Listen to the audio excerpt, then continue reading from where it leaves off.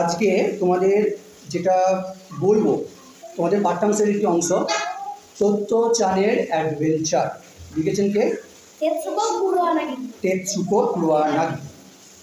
এই তেতসুকো কুরোয়ানাগি টেলিভিশনের একজন জনপ্রিয় ব্যক্তি ছিলেন, ঠিক আছে?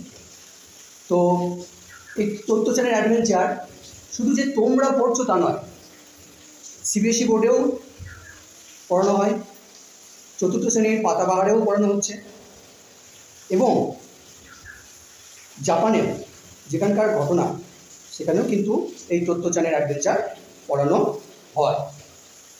আচ্ছা, তাহলে একসঙ্গে কিন্তু তোমরা সবাই কিন্তু এটা পড়ছো। এবার এই তত্ত্বচান কেন এত বিখ্যাত, কেন তোমাদের এই পাঠ্যাংশটা দেওয়া হয়েছে? প্রত্যেক মানুষেরই কিন্তু এই তত্ত্বচানের অ্যাডভেঞ্চার বা তত্ত্বচানের এই গল্পগুলোকে পড়া দরকার। এই তত্ত্বচানের অ্যাডভেঞ্চার, এটি তত্ত্বচান নামক একটা গল্প বই আছে।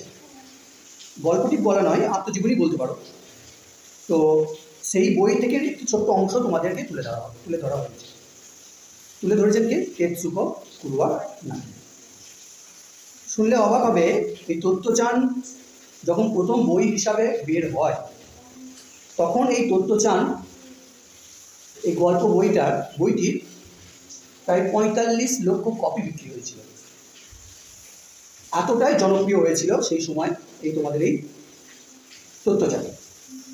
তো এই তেতসুকো কুরোয়ানাগি,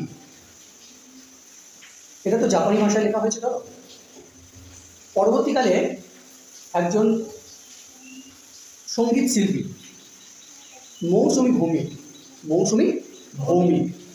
ঠিক আছে? তোমরা যদি ইউটিউবে সার্চ করে দেখতে পারো, মৌসুমী ভৌমিকের অনেক গান আছে, তিনি গান গাইতেন এবং একজন শিল্পী ছিলেন বাংলা গানে।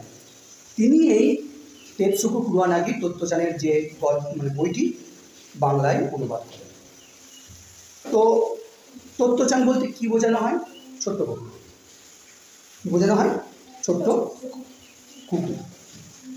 আচ্ছা, এই তেতসুকো কুরোয়ানাগি তার ছেলেবেলার যে স্কুল জীবন সেটাকে কেন্দ্র করে তিনি কিন্তু এটা লিখেছিলেন, ঠিক আছে? আর একটা জিনিস তোমরা জানবে বা জেনে রাখা দরকার। এবার মূল গল্পে আসি, যে কেন তত্ত্বচান তোমাদেরকে পড়ানো হচ্ছে, কি উদ্দেশ্যে। তোমরা তো দেখছো যে গল্পটার মধ্যে তোমরা যেটা পড়ছো, কেন পড়ানো হচ্ছে। এবার এই গল্প বলার আগে একটা ছোট গল্প বলি। এই তেতসুকো কুরোয়ানাগিকে প্রথম যখন বিদ্যালয়ে ভর্তি করা হয়, তো বিদ্যালয়ের বেশ কিছুদিনের পরে কিন্তু তেতসুকো কুরোয়ানাগি ওই তত্ত্বচানকে